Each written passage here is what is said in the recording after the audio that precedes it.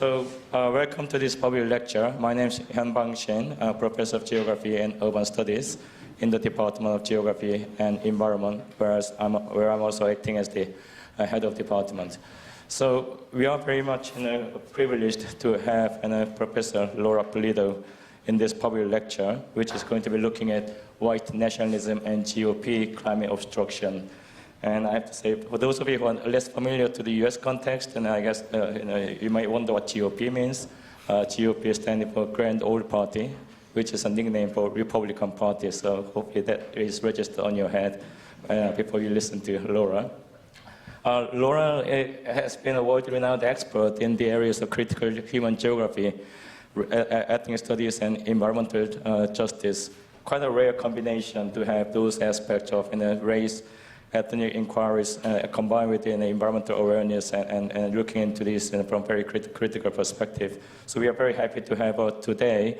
She is currently Collins Chair and also Professor of Indigenous Race and Ethnic Studies and Geography at the University of Oregon. And because of her expertise and her reputation, we are very privileged to have her here at the LSE as the Centennial Professor in the Department of Geography and Environment, also in the Finland, United States, in the center as well. She'll be speaking for about 45 to 50 minutes. This is going to be recorded, and hopefully, assuming that there's no technical failure, it will be made available at a later date as a podcast. If you're on X or former Twitter, the event hashtag for today's event is LSE Event. That's quite simple. Please do spread the words on your X account or Instagram, whatever you use, to share the wisdom with the wider world. I think that's all we covered. And in case of fire, by the way, just remain calm, follow the instruction coming from all other members of staff here. There's the gathering point is outside the building, just in front of the Lincoln's field. So just to remember, that's where we are to meet in case of fire, and if you have to evacuate, and we'll touch you, it doesn't come to that. So without further ado, well, let me invite Professor Laura Pulido for the lecture. Thanks. Thank you.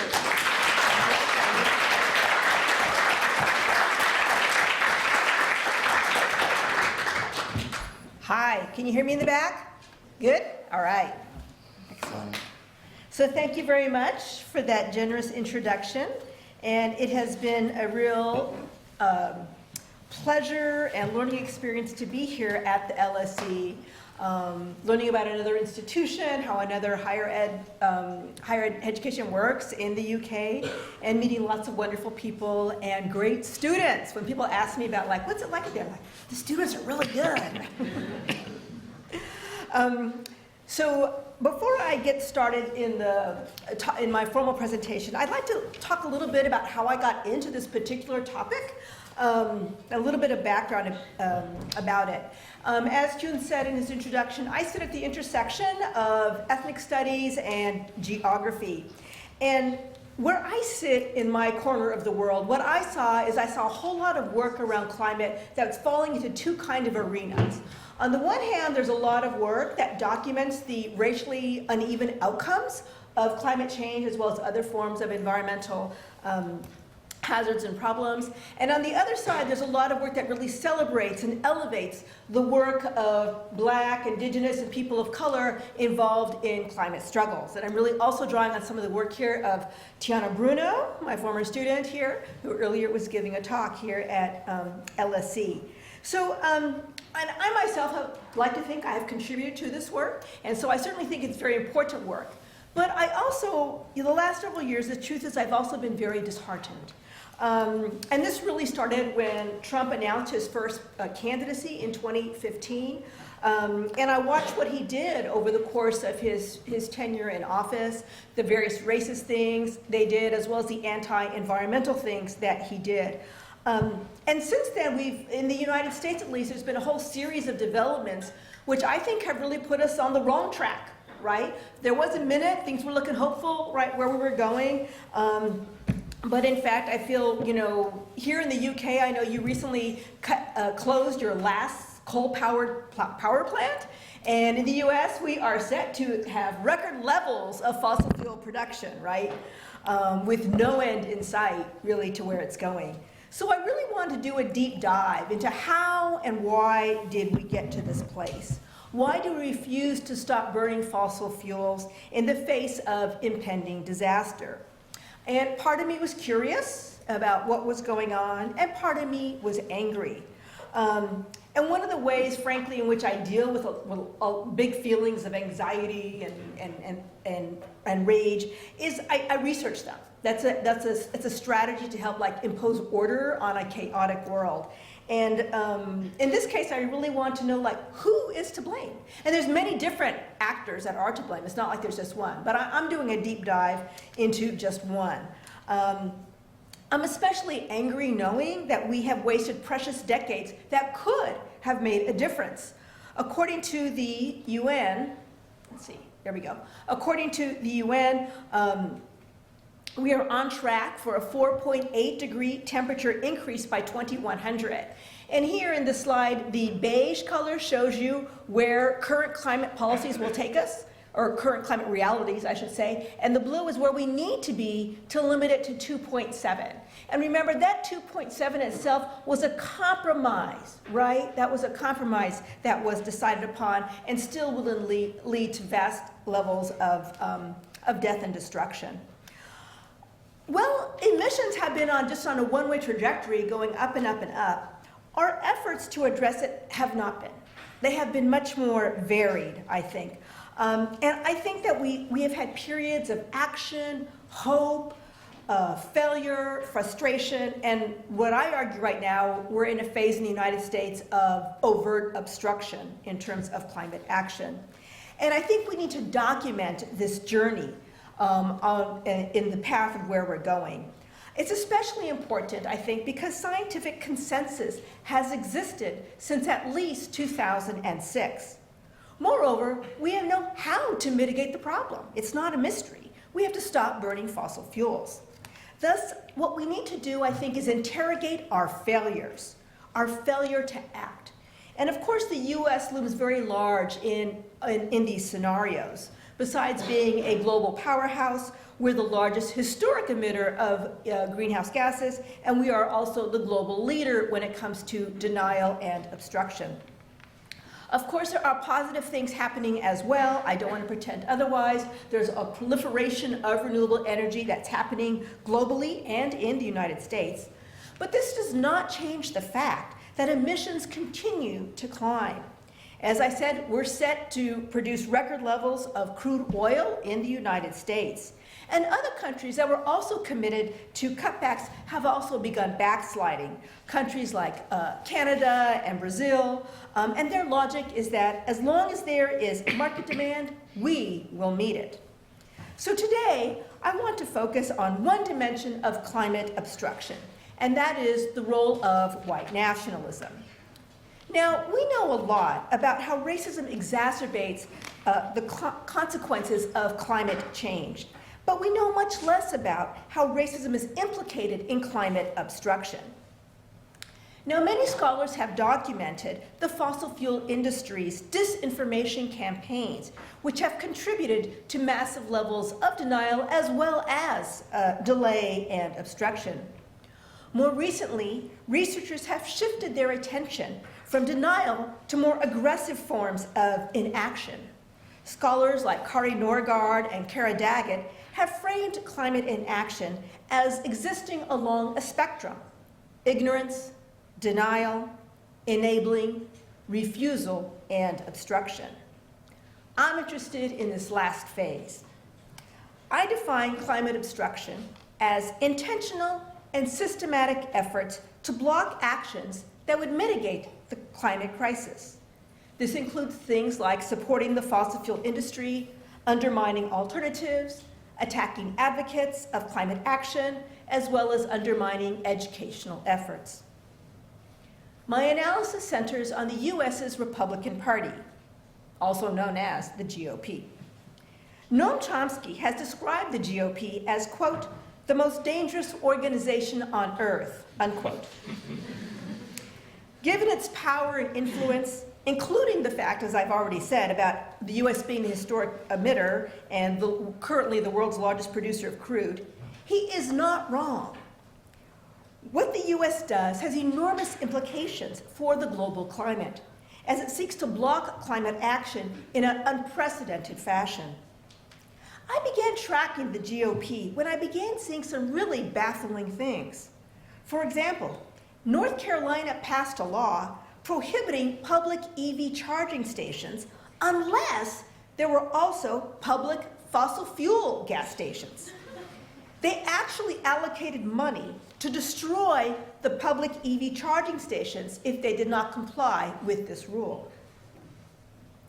At first, I assumed the state was just doing the bidding of the fossil fuel industry, what is often called regulatory capture. But as I looked at the data, I realized that there was more going on. With the help of different research assistants, including one here from the LSE, I began building a database of GOP obstruction. Although our data extends back to 2009, today I'm just going to discuss the war on wokeness, which I think offers a very powerful example of how white nationalism can be linked to climate obstruction. So what I'm going to do today is first, I'm going to explain why the GOP's actions are not merely a case of regulatory capture. Second, I discuss the evolution of the GOP's climate obstruction and try to answer the question, how did we get here? And lastly, I present some data on the war on wokeness and looking at that intersection. So in their book, Climate Obstruction, Ekberg, Frotner, Holtman, and Gilla offer their conceptualization of climate obstruction, and they identify three types. First, there is primary obstruction, and this is basically just conventional denial. And while pockets of this still exist within the GOP, this no longer characterizes the party.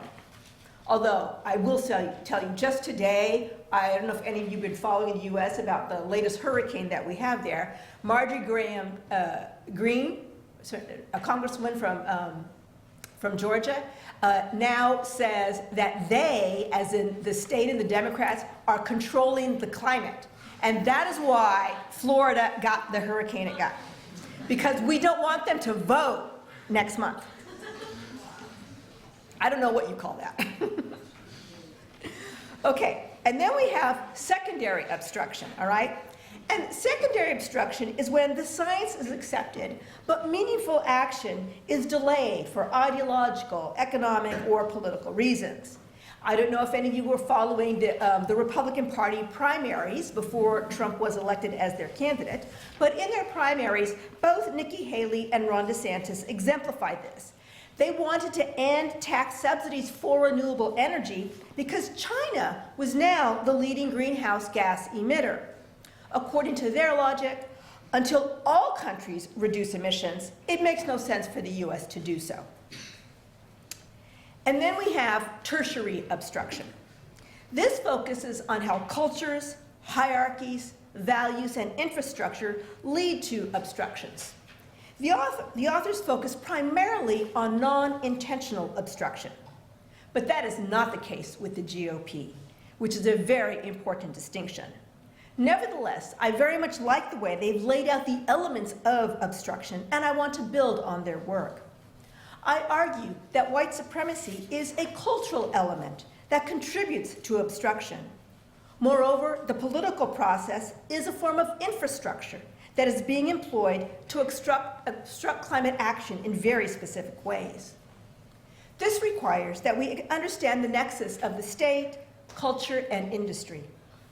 Andreas Malm and the Zetkin Collective argue that the fossil fuel industry's denial machine should be understood as an ideological state apparatus, or what they call an ISA. And they define an ISA as a system of defined institutions, organizations, and the corresponding practices, which through their day-to-day activities uphold some elements of the dominant ideology. In this case, the dominant ideology is that fossil fuel use is good. Moreover, they point out that this belief is rooted in a particular mode of accumulation, what they call fossil capital. Fossil capital is facing an existential crisis, and the state, as part of the fossil fuel ISA, has sought to bolster it. Of course, both political parties in the United States, the Democrats and the Republicans, are implicated in the fossil fuel ISA. But the two parties are not the same, at least not anymore. Democrats have a record of attempting climate action, however limited. Since the Kyoto Protocol, capitalist climate governance has been the norm. Capitalist climate governance is not denial, but strategies that postpone meaningful action while creating new opportunities for capital. The GOP once supported capitalist climate governance as it aligns with free markets and new industries, which the GOP used to rally around. But these are no longer Republican priorities. This is one reason why I don't think its actions are just a case of regulatory capture. Of course, there is no doubt that the GOP is following the money. I don't want to suggest otherwise. In fact, 80% of all fossil fuel money goes to Republicans. And here we can see the politicians in orange. These are showing their donations from fossil fuel industry, and the ones in blue are the Democrats. There's just two Democrats, both from Texas. But I don't think, again, the fossil fuel money is the whole story. And I feel in particular, there's four shortcomings with this narrative. First, the GOP has not always aligned with the fossil fuel industry in the way that it does today. Second, the GOP's climate obstruction does not reflect its voters' desires. Third, this overlooks the role of race and assumes a non-racial state. And lastly, this ignores the larger cultural meanings embedded in climate change. And I'll go through each of these briefly in turn. First, capital is nothing if not practical. It knows the future and is planning for energy alternatives and maintaining fossil fuel production. From a capitalist perspective, this makes perfect sense. For example, in 2021, the American Petroleum Institute identified actions to combat climate change, including putting a price on carbon. Shell and BP are getting into renewables, and ExxonMobil is drilling its first lithium well in Arkansas as we speak. Now, I don't want to greenwash the fossil fuel industry, far be it from that, but it contrasts with the GOP, who literally opposes everything. And recall, the GOP has not always been this way. The Bush administration, working with the fossil fuel industry's Global Climate Coalition, left the Kyoto Protocol in 2001. Instead, it introduced the Clear Skies Initiative, a much weaker plan based on voluntary cutbacks and tax credits. Here, the GOP is bowing to industry, but realizes the need for some kind of action. Today, this would be unthinkable for the GOP. 2, the GOP's climate obstruction does not reflect the desires of its base, especially its younger voters. Research indicates that large majorities of Americans believe climate change is real. Now, admittedly, it has taken us a very long time to get here, but we finally did. And I want to bring your attention here to the red. These are the Republican voters. And you can see, again, over 50% of them, actually right now, 94% of Democrats and 67% of Republicans believe in climate change as real. Moreover, over 60% of Republicans believe the government should take some action. Again, let's focus on the red here, right, that we see, the Republican respondents. Now, there's great disagreement on many issues around this. Again, I don't want to pretend otherwise. But I do argue that the GOP's actions do not reflect its base. Its base is not clamoring for climate obstruction. Instead, what we have is a situation where the GOP is trying to sell climate obstruction to its base in various kinds of ways. The third reason we need to look beyond regulatory capture is that it assumes a non-racial state. If the fossil fuel ISA exists at the intersection of the state and civil society, and if race is a material discursive formation embedded in U.S. history, territory, and culture, it presumably plays a role in many topics seemingly unrelated to race. Heather McGhee, in her wonderful book, The Sum of Us, shows how racism costs all Americans and is responsible for such things as the absence of a universal healthcare system in the country. She argues that because whites worried black people would disproportionately benefit from universal healthcare, they opposed it altogether. And I think her work is really very important because it shows the unanticipated consequences of racism. In another case she talks about in her book, which is fairly well known if you know of US history, in the state of Virginia, when they were forced to integrate, some schools refused to do it, and so they just shut down the schools. Kids did not get educated for a while, right? Because that's the consequences of racism, right? In this way, in thinking about education and thinking about healthcare, we can see its surplus nature and how racism spills out onto issues seemingly unrelated to race, and particularly the way they affect white people as well. The final problem stemming from a regulatory capture framework is that it overlooks the many meanings embedded in fossil fuels.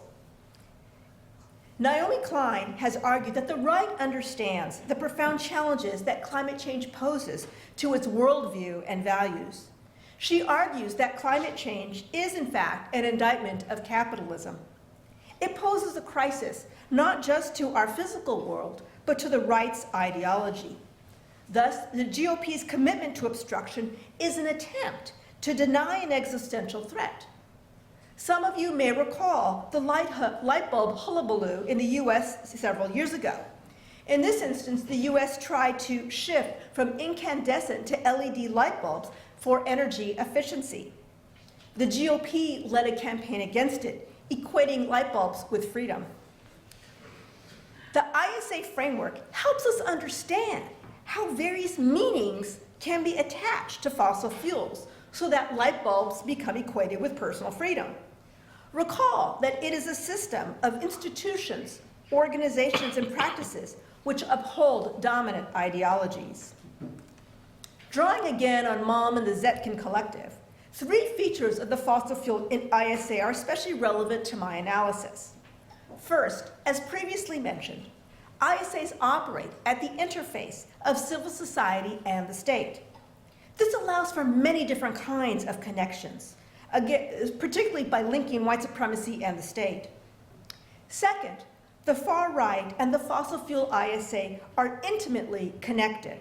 And they, in their book, which many of you may be familiar with, go through lots of different examples how this is happening, especially in Europe. And lastly, white nationalism is a central feature of the US right. It probably is a feature of most rights, but I talk specifically about the United States. White nationalism is kind of like the mitochondria of the GOP. It generates endless energy that can be used and harnessed for all kinds of purposes. Drawing on Benedict Anderson and Sunira Thubani, I define the white nation as an imagined, sovereign political community in which white people and whiteness are centered. It's important to point out that anybody can be part of the white nation, right? You can be black, indigenous, whatever. You just have to have those values, right, and be willing and wanting to center whiteness. Because whiteness is a hierarchical, genocidal, and exclusionary category, its legitimacy requires the erasure of its violence. This entails the cultivation and maintenance of white innocence. The problem for the white nation is that it is facing multiple crises. Not only are the demographics of the US changing, what they call the Great Replacement, but the very innocence of the white nation is being questioned in an unprecedented fashion. We can see this in Black Lives Matter movement, as well as calls for racial and colonial reckoning. Thus, the right is contending with 2 existential crises. And I'm going to focus here in this overlapping section. This is where white nationalism becomes linked to climate obstruction. White nationalism has been key to the GOP's success for decades, starting with the advent of the Southern strategy in the early 1970s, which was when the GOP decided to forsake black voters and other voters of color and decided to tie their fate to white Southerners. This allowed them to make overt appeals to white supremacy. the GOP learned that actively cultivating white grievance and resentment works. As you likely know, the current GOP relies heavily on white nationalism to attract supporters and get out the votes. In this first slide here, this is from Trump's 2015 presidential campaign. This is how he announced his presidential campaign, coming down the golden stairs of one of his Trump properties, right? Announcing that Mexico is not sending its people. Mexico is sending its people. They're not sending their best. They're bringing drugs, they're bringing crime, they're rapists. And some, I assume, are good people. And here we have, this is like from a month ago, over in Trump and J.D. Vance, his vice presidential campaign, are obsessed with the fact or the idea that Black Haitian immigrants in Ohio are eating their pets, right?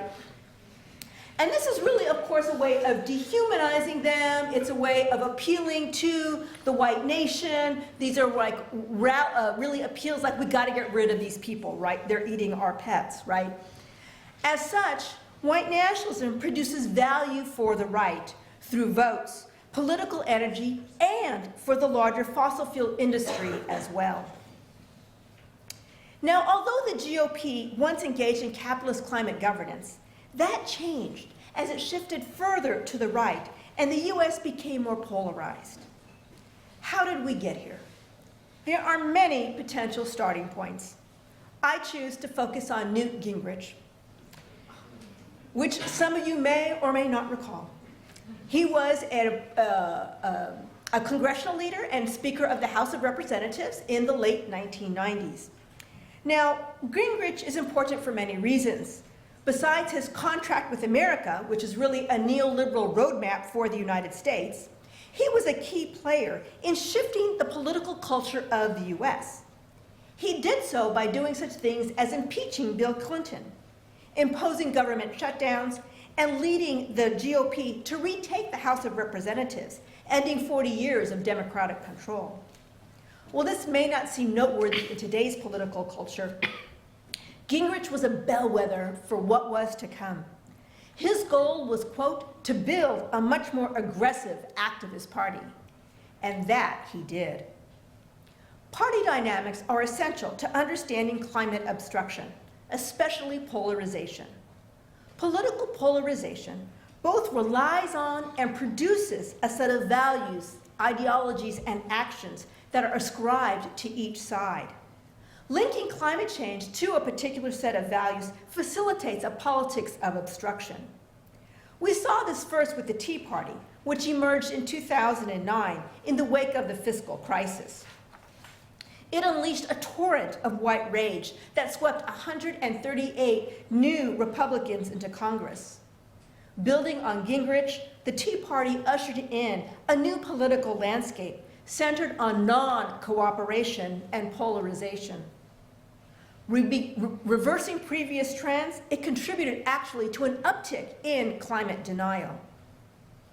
An energized GOP went on the attack, including Senator Jim Inhofe from Oklahoma, who argued against the existence of a scientific consensus in response to the leaked emails of the Climate Research Unit at East Anglia University in 2009, which some of you may recall.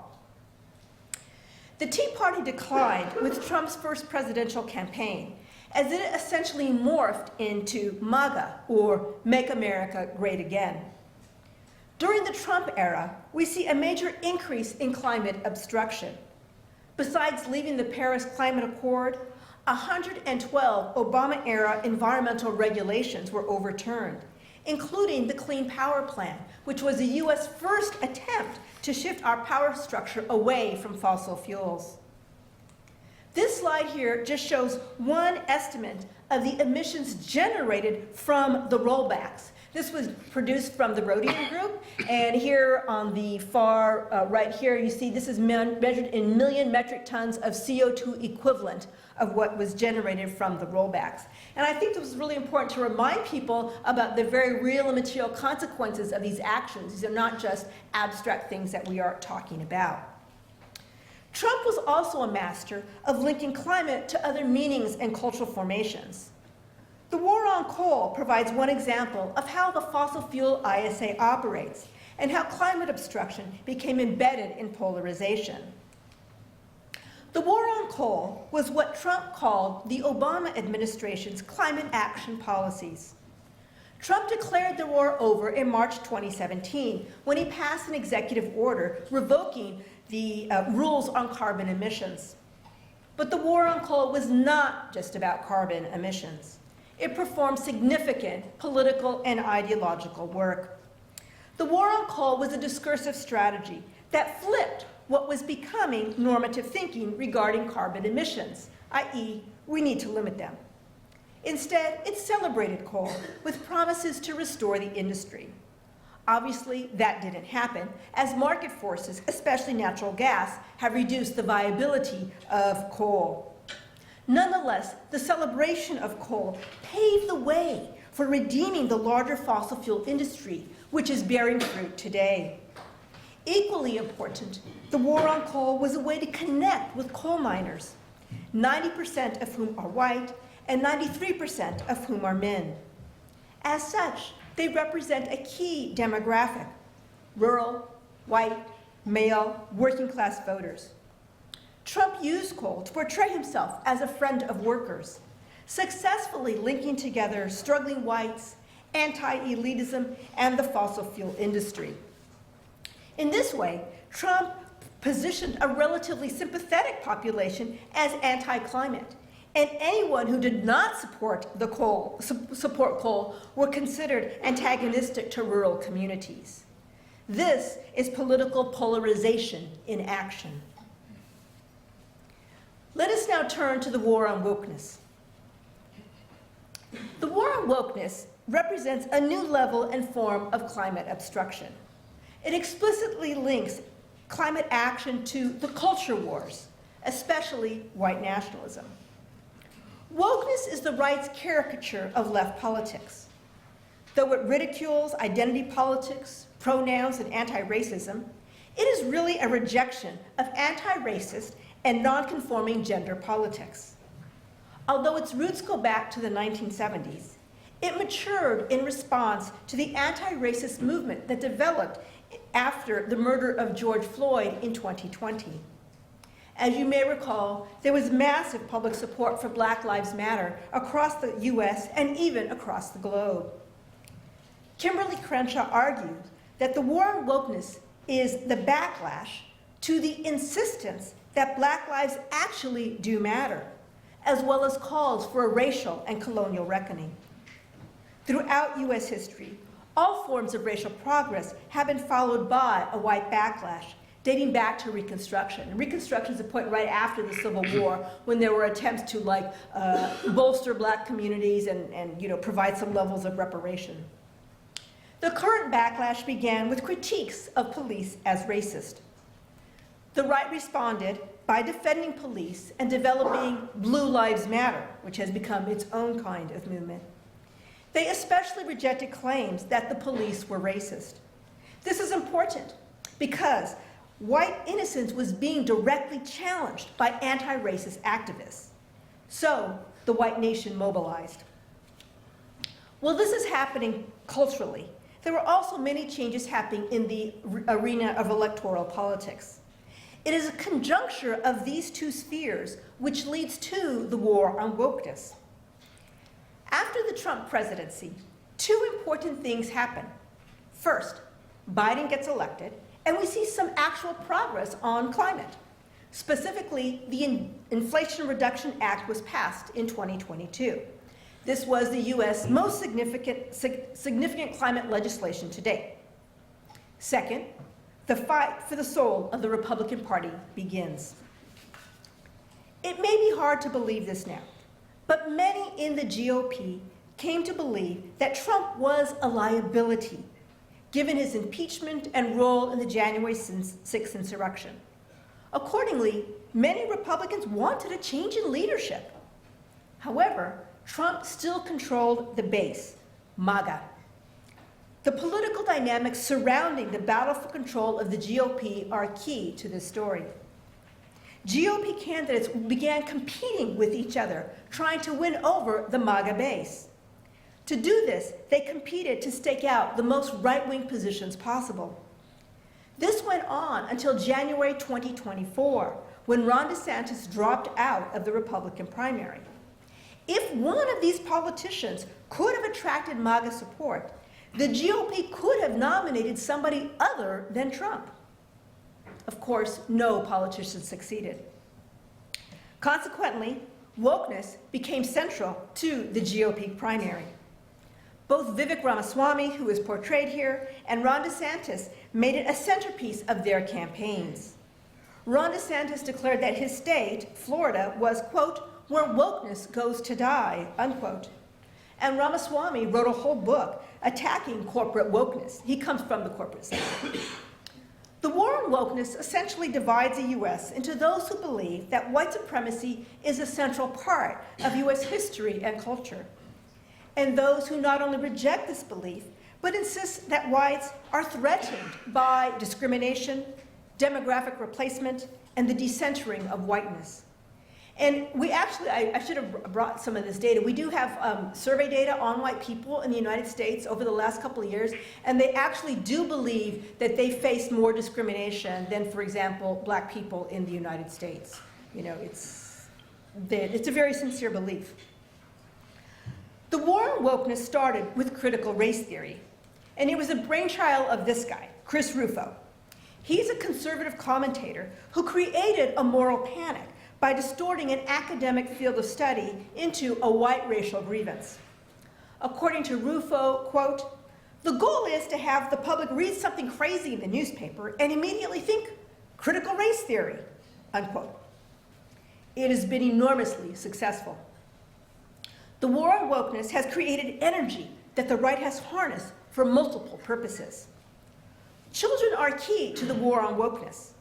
Opponents of critical race theory claimed it was used to indoctrinate students and led some, i.e. white students, to feel discomfort when discussing the racial past.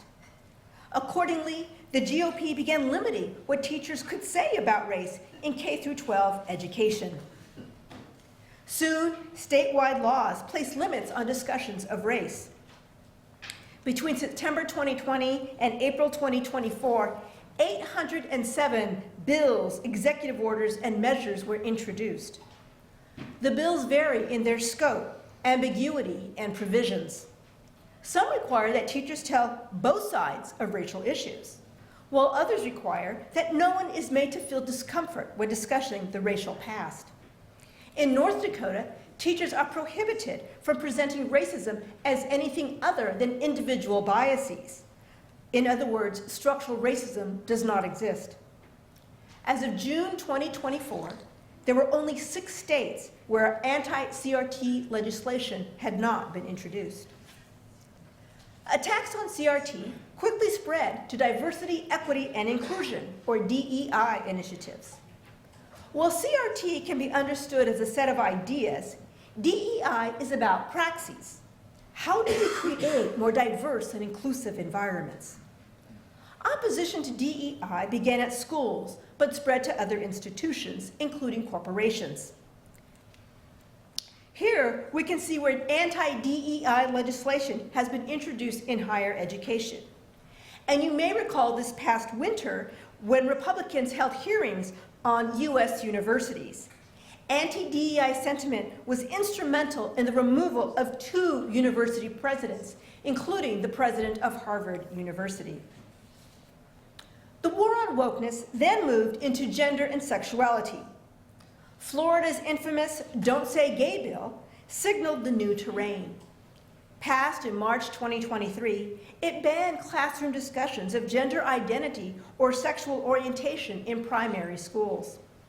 This was followed by HB 1069, which banned the use of pronouns consistent with a student's gender identity and enhanced the book banning process.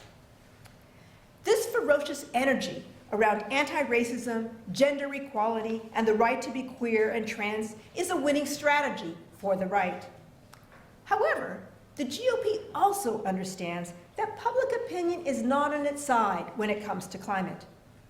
as we've seen solid majorities, including Republicans, believe climate change is real and support some kind of action, however modest.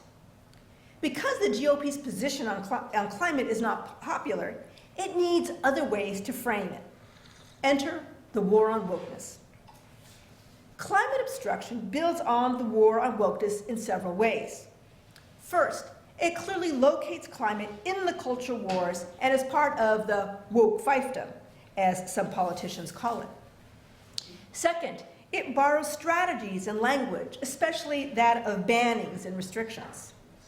Third, similar to the right's denial of structural racism, the war on wokeness resists linking climate to structural issues. Particularly, I will be talking about finance capital. And fourth, it insists that the real existential threat is wokeness, not climate. So I'm just going to talk briefly about some of the borrowing strategies and then move on to ESG and finance capital. Now, the heart of the war on wokeness is restricting what can be said and read through banning. Although not widely supported by the general public, MAGA has embraced it.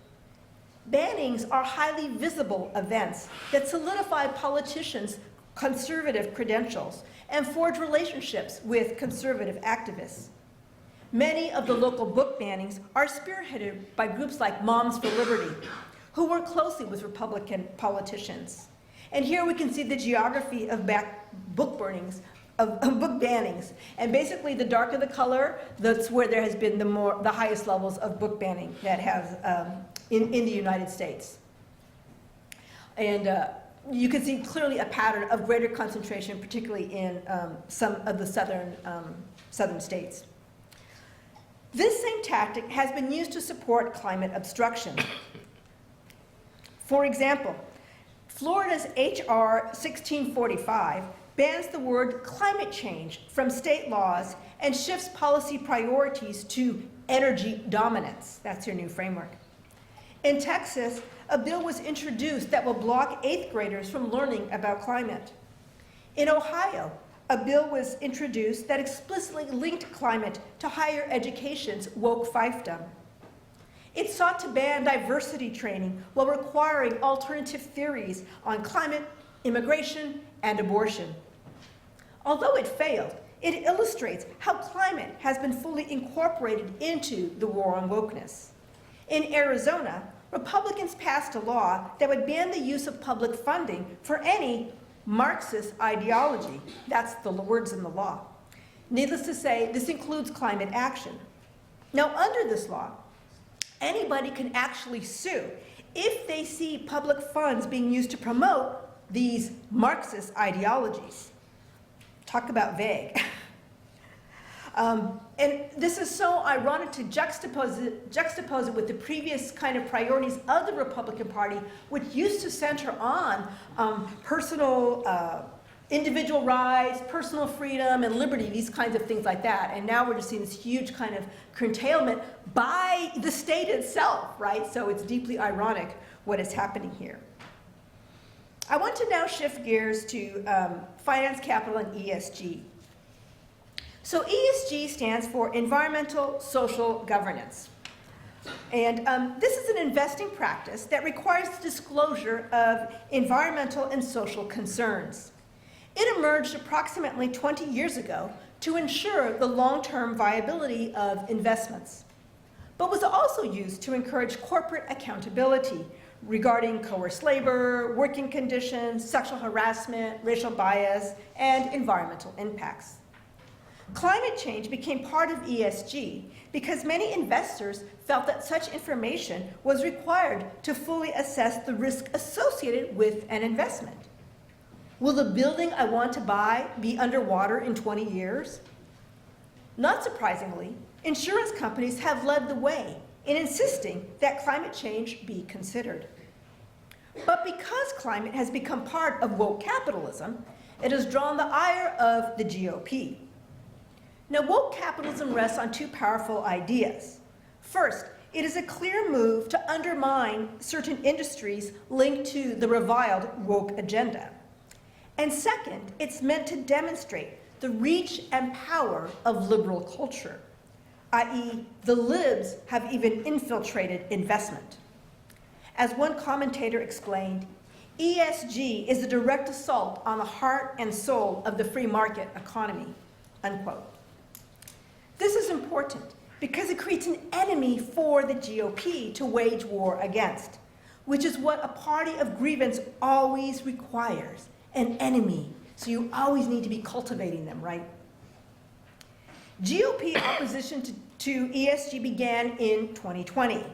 And here's just the beginnings of a selected timeline that we have developed. According to a New York Times investigation, ESG became a target when some oil and gas companies complained of hostility and declining investment. They felt they were being discriminated against. And they probably were, as growing numbers of institutions were divesting from fossil fuels. In response, the State Financial Officers Federation, or the SFOF, an historically bipartisan organization, went on the offensive. This is a little-known organization that has been weaponized by the right. The SFOF has two goals when it comes to ESG: to encourage state laws that restrict firms employing ESG criteria, and second, blocking federal appointees and nominees who support climate risk disclosure or who have been critical of the fossil fuel industry. In 2023 alone, 165 bills and resolutions were introduced across 37 states to limit ESG.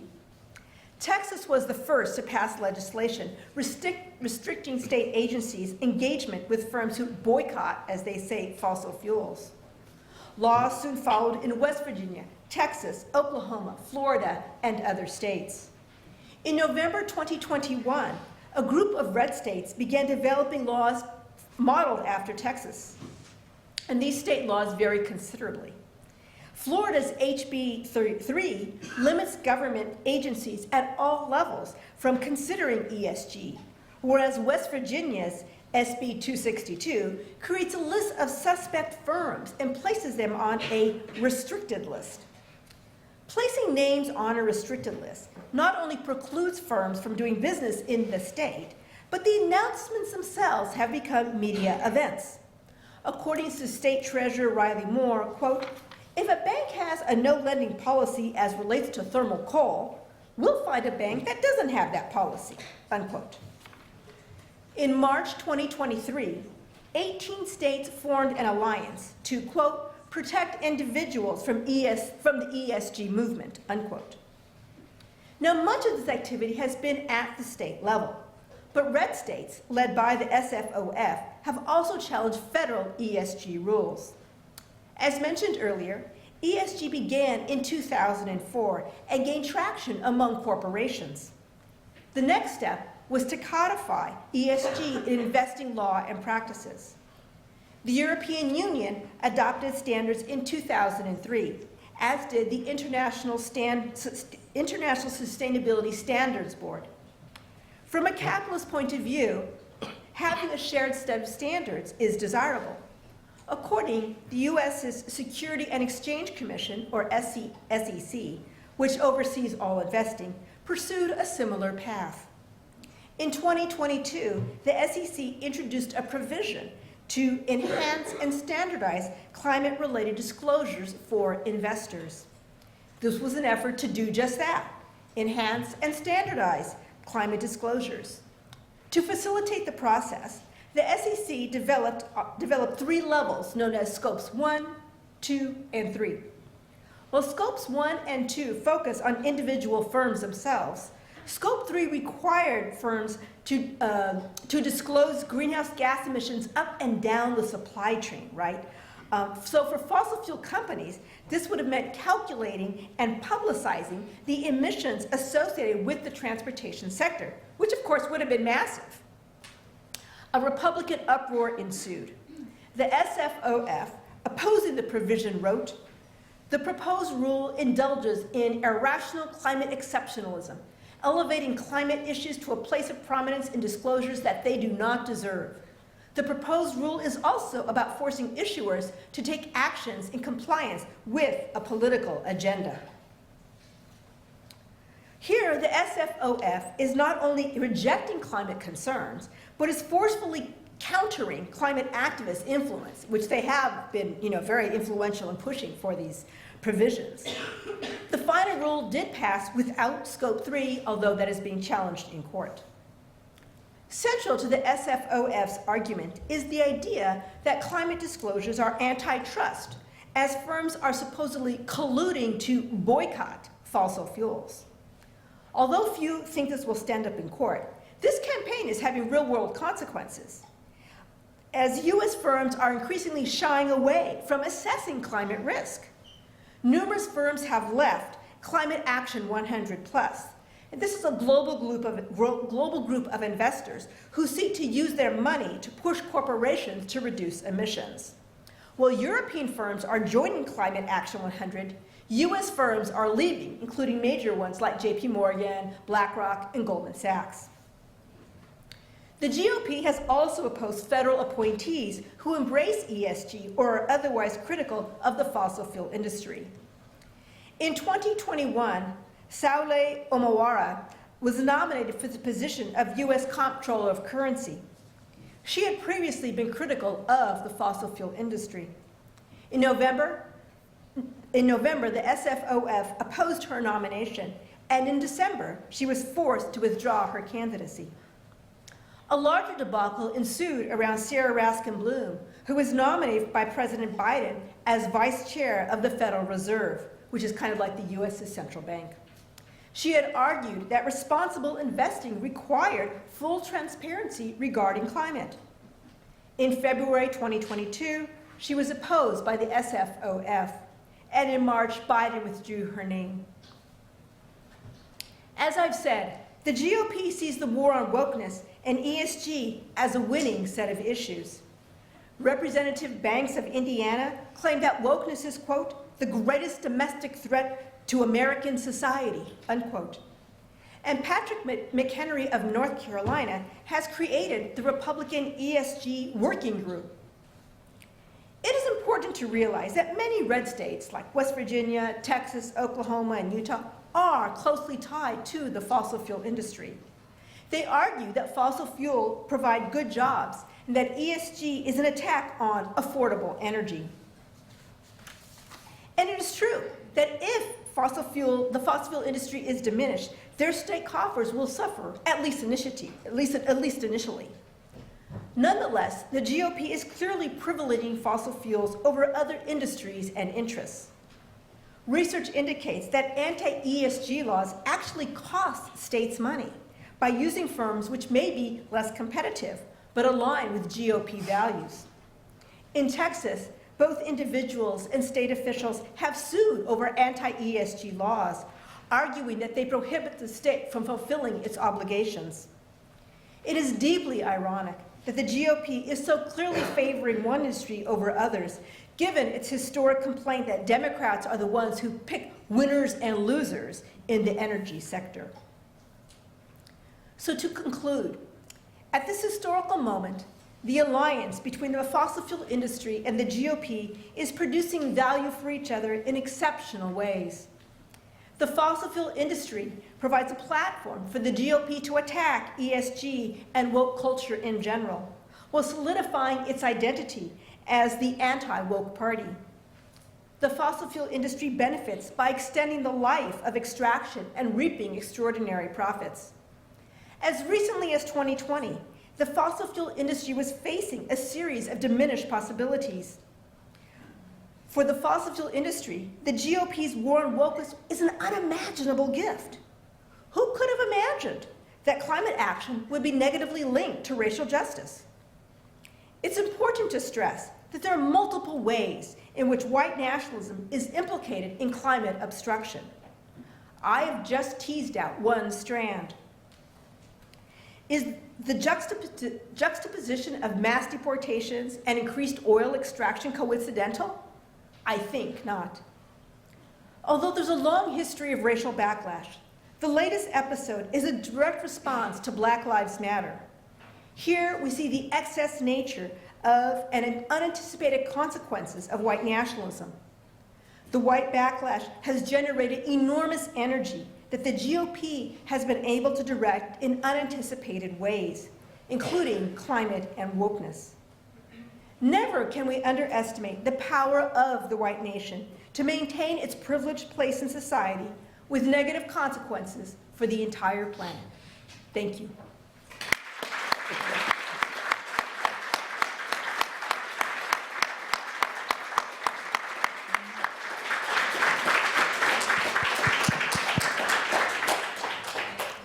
Well, this was a wonderful way of opening the department's new lecture series, which is the Sustainability Public Lecture Series. So a lot of thanks to Professor Laura Pulido for making this very insightful lecture to be the start of the lecture series that we are launching. It will be the time for an opening, inviting questions from the audience. I wouldn't try to summarize everything Laura has said, but I think Laura really gave us a chance to think about how these the opportunities to make very decisive decisions or measures were being obstructed by a system of deniers, which may include racial denier and climate denier, which are building upon this white nationalism that is very much central to the operation of the GOP machine. So with that in mind, and I guess there will be some questions from the audience, and we'll try to choose for maybe 2 or 3 at the same time for Laura to respond. So please do raise your hand when you ask the question. Please do ask a question, not a statement. And also, please try, if it's possible, try to include your name and your brief background so that we know who you are. So thank you very much. So we have one in the middle.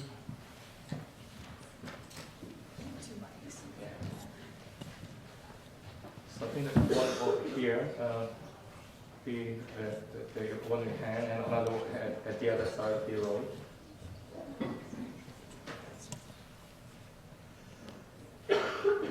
Yes, hello, my name is Merle. I study environmental policy and regulation here. And my question is, as you mentioned, fossil fuel extraction has been the highest ever under Biden as well, and I'm just wondering if that would change if Harris wins the election. Oh, I don't think so. No. We have really seen a shift in the Democratic Party since, thank you for asking that question. We've really seen a shift in the Democratic Party and what they're saying because of the way the Republican Party has moved on climate and the demonization of climate. Having said that, I think the Democratic Party will probably continue to do their seesawing, hemming and hawing, moving forward with some things, absolutely. But also, she's said, like, I'm okay with fracking now, and I see that's where the public is at. So I assume it's going to continue. Yeah. There was one at that end, yes. Hi, thank you so much for that. I was just going to ask if you'd thought at all about, and what your thoughts were, if any, about the aspect of religion in all of this. About what? Religion. And the connections there, like whether it's to do with climate change denial as a kind of religious stance, or for example, like some of the letters from state governors where they've talked about fiduciary duty as almost like written in the Bible or a religious duty that they have. And so ESG investing kind of working against that, like how that plays into the whole white nationalist thing. So studying the right, I have to study religion. Well, Christianity in particular, evangelical Christians. And so they're actually really very interesting. The point you raise, like the ideas about like Christians, like taking from the Bible, what we have seen, I think, is we have slowly shifted in the United States. So, like, again, most people believe that climate change is real. I don't think I do believe that's a real thing. What we do see, though, is because the U.S. is so polarized and because the Christian community is so 100% in the GOP camp, it's not 100%, like 99%, something like that, that they end up supporting those positions, okay? And in many ways, actually, there are segments of the Christian community, certainly not all Christians, but there are segments they actually do believe that Donald Trump is divinely inspired, He is part of a prophecy. This is part of an attempt for the dominion of like the 7 mountains that Christianity has identified, which is essential for creating God's kingdom here on earth. So it's deep. It's very, very deep, you know. But again, most of it has to do with Trump and convincing them that I'm your man, you know. Yeah. There's one there, and there may be one here, yes. Hello, I'm Michael. Also studying EPR, and I'm climate activist also. First, thank you for the great presentation. I was recently in the US, and we also talked to a couple of Republicans, but I did not know it was that bad. It's bad. Looking back, do you think there is any point in history where the Democrats and civil society could have prevented that? And now, looking at like the present, do you think that there are any stakeholder groups within the GOP who can be mobilized to stop that mess? And are there plans by the well-organized think tanks and pro-climate action organizations in the US to counteract? Yeah. So I should mention that there's this guy, his name is John Curtis, is his first name. He is a senator from Utah, and he is concerned about climate. And he started creating, he called it the Conservative Climate Caucus. At first they had me hiding, all right, because they knew they would be attacked by their fellow Republicans. They are now out in the open. There's about, I don't know, quite a number of members, but all they do is they say is educate, and they do not introduce legislation, and all of them literally voted to how do you call it, when you want to, you know, Biden passed the Inflation Reduction Act, they voted to take it away, right? They are opposed to any kind of even tax credits for EV vehicles, I mean, the most modest of measures. So they have no action, they're not doing anything that would lead you to believe they actually care about the climate. But that could be a vehicle that could be harnessed in a particular direction. That is a possibility. Could the Democrats have done anything? Well, oh my God, they're just like so lame. I mean, you know, the right is so organized in the United States, and that's one of the reasons why I've been studying the right, one of the reasons I talk about the right. We need to understand its power, its level of organization, and its capacity. I mean, Chris Rufo said, like, I'm going to take this crazy idea, and he created this whole to-do about CRT. I mean, that's amazing. That's like real power, right, that are going on. And the Democrats have not been able to come up, I don't think, with any kind of compelling counter-narratives that really, you know, that resonate with people. And so, no, they've done a terrible job. I mean, theoretically, I guess they could have done something other, but they have not shown that to date. No. Okay, there's one question in the first row, Yeah. and then maybe a second question from the third row. Hi, my name is Mikey. I'm studying conflict studies and comparative politics at LSE. My question is sort of a follow-up to that, which is, how much of this do you think stops and ends with Trump? So that's sort of two-part. One is like, how much of the sort of climate denialism and the mess that we're in is strictly MAGA or strictly a Trump sort of thing? And then alternately, if we can hopefully think of a future post-Trump, is there a chance that strictly like thinking electorally with the amount of support within the GOP already, like within the GOP voters for some sort of modest climate policy? Do you see a future in which we get there? If so, what does that look like? So I want to be careful, you know, about Trump. You know, he is obviously enormously influential and powerful. And if Trump were to say tomorrow, yes, everyone, let's go get EVs, you know, his base would probably go buy EVs, you know. He went on an anti-EV tirade earlier when he was mad at Elon Musk earlier this year. He hates EVs. EVs are the worst, and now he's like changed his mind because Elon Musk is supporting him, right? So, you know, Mr. Principal. I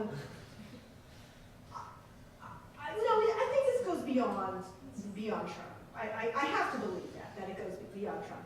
You know, I think the GOP has, you know, since the Southern strategy, you know, the GOP is all about, they don't have numbers on their side historically because their policies are not popular. So they have to come up with different kinds of like campaigns and enemies and things like this to support them. And I don't see that changing. And there's actually very real material benefits to be had in Republican-dominated states from the fossil fuel industries. Why would they want to give that up? Well, okay, you can look at Florida, 2 huge hurricanes in a row. You know, that might be one argument, but so far does not seem to be compelling. So no, I'm not very hopeful, and I don't think it's going to change, even if Trump is not elected. Yeah. We have a third row here. One question, and maybe one from the back. Hi, I'm Bianca. I study environment and development here. And my question is kind of twofold.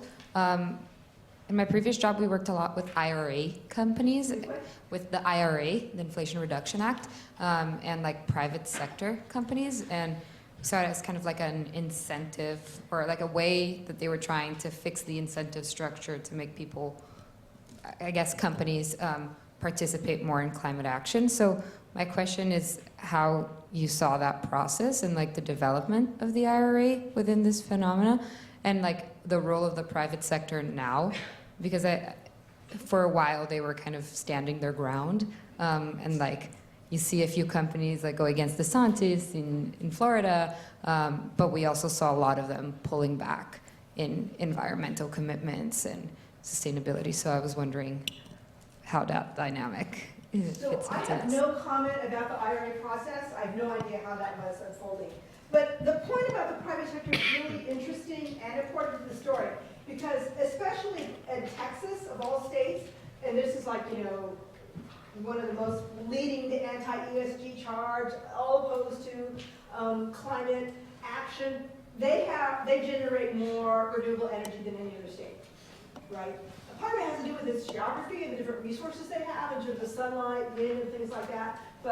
And Florida too actually has a significant level of renewable energy because the private sector has gone in there and they've been allowed to do this work. So it's a great contradiction that is happening. And right, I know there's like there's supposed to be an EV car station being built in North Carolina. There's a lot of infrastructure happening and development happening in Georgia, right?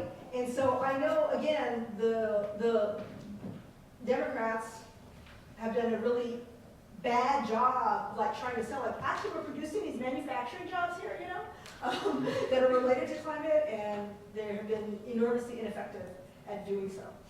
So, you know, there are two stories happening in the United States, right?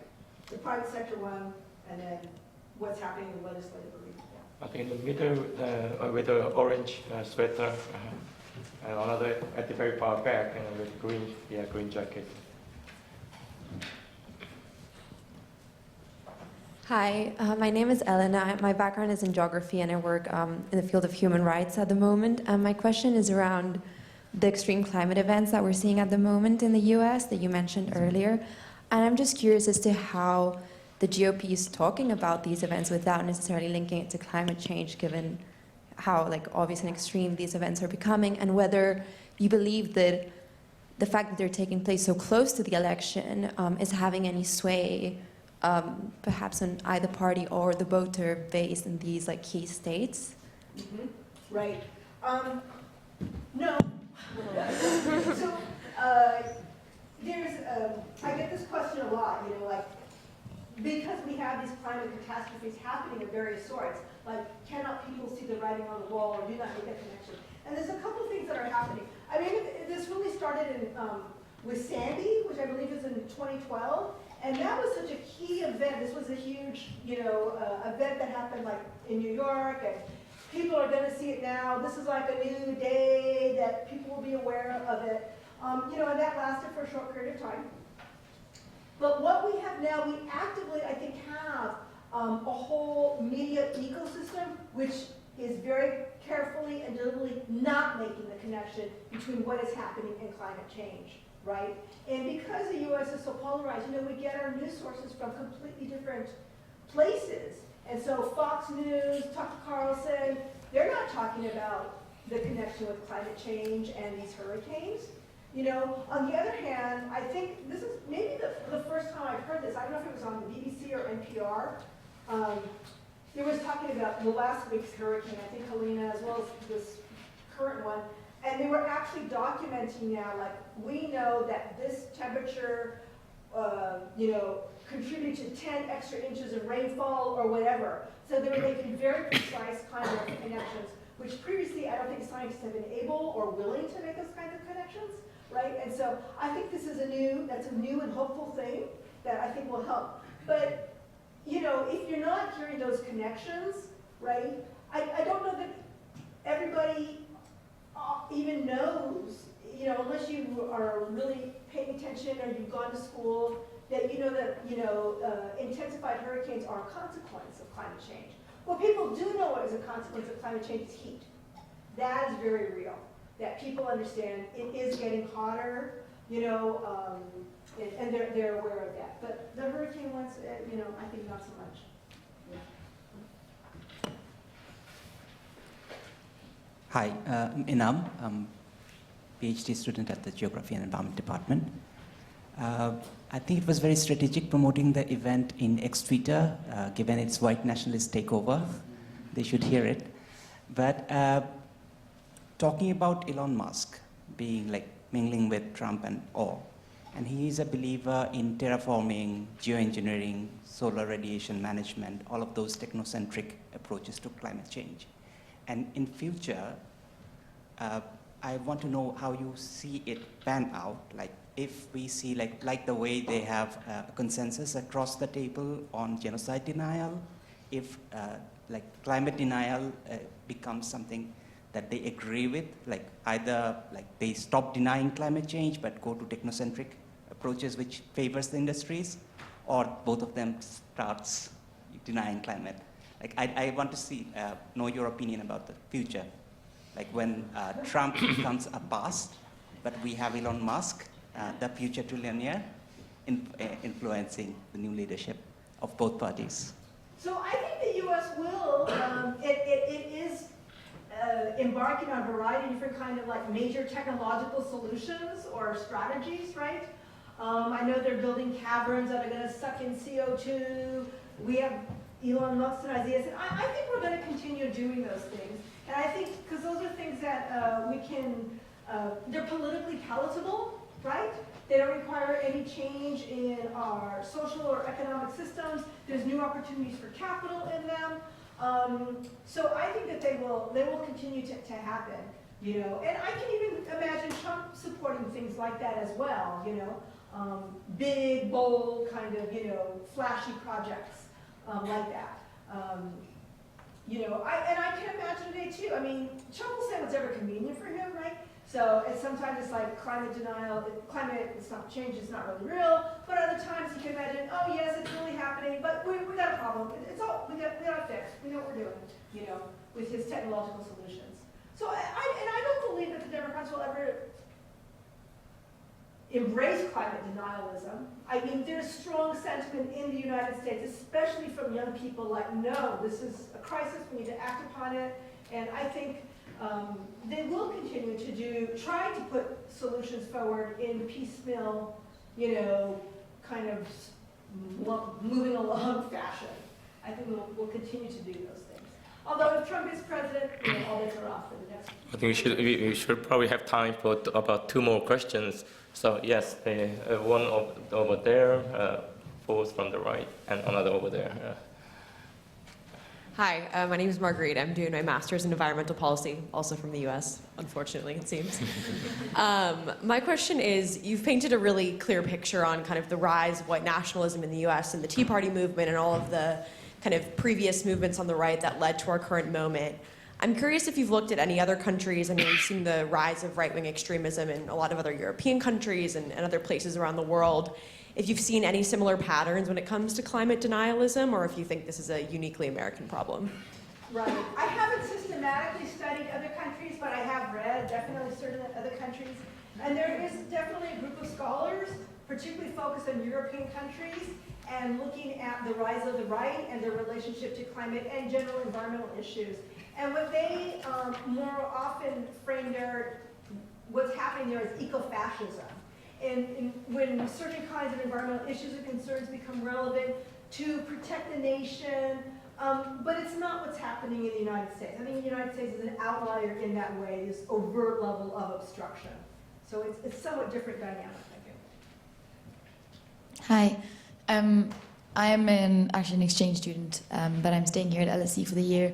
And thank you so much for your presentation and for your research. And you mentioned that there is kind of a growing acknowledgement that climate change is an issue, etc., even in the US. And so I'm wondering whether, or what your opinion is on the link between academic institutions, research institutions that are working on this, information and researching more about these issues, and policies, and how maybe that could influence, and counter what we're seeing or not.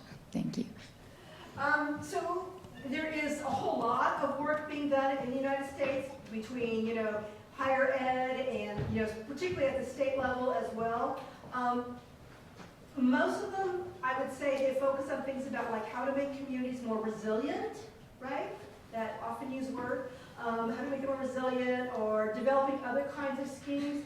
They're not focused at all on how do we deal with denial. We're not focused on the right. They're not focused at all on how do you deal with overt levels of obstruction. So I kind of feel like we're not studying the right thing. Any burning question before we?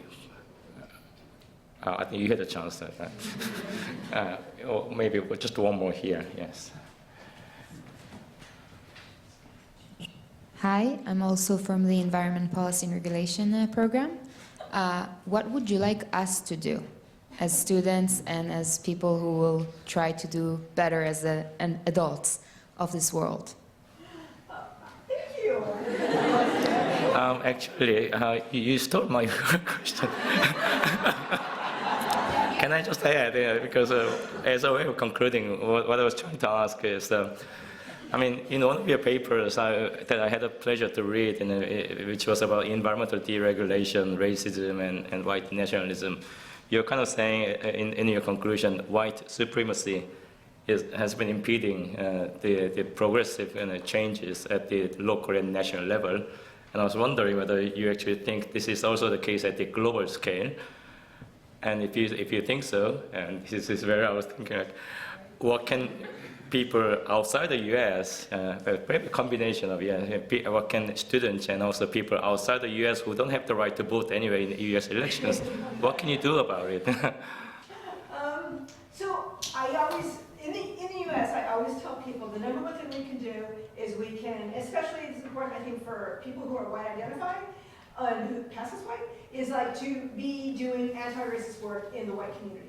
So I think it's enormously important to do that kind of work. So that's the first thing, but y'all aren't here, they're in the United States. So I think it's important, but we do know that the right is growing in many different parts of the world, including here in the UK, which I don't have much to comment on because I don't know enough about it. But I think it's really important to be actively engaged in those issues and challenging the right and thinking about, here's one of the things I will say, don't allow your country to get as polarized as us.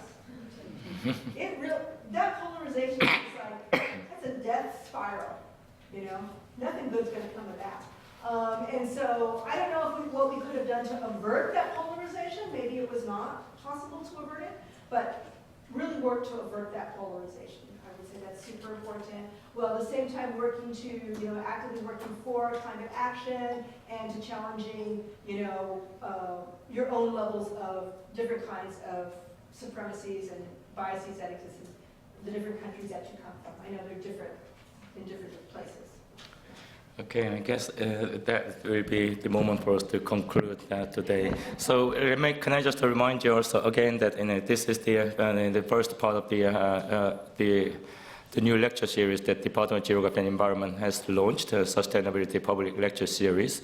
The second lecture will be on the 3rd of February, which is going to be given by Professor Edward Barbier from the Colorado State University, who is a world-renowned environmental economist, and he is going to deliver the talk. So please stay tuned and wait for the announcement. Thank you everyone who joined us today in this lecture theater, and especially many thanks to Laura for finding time to come and deliver your talk. Really enjoyed it. Thank you.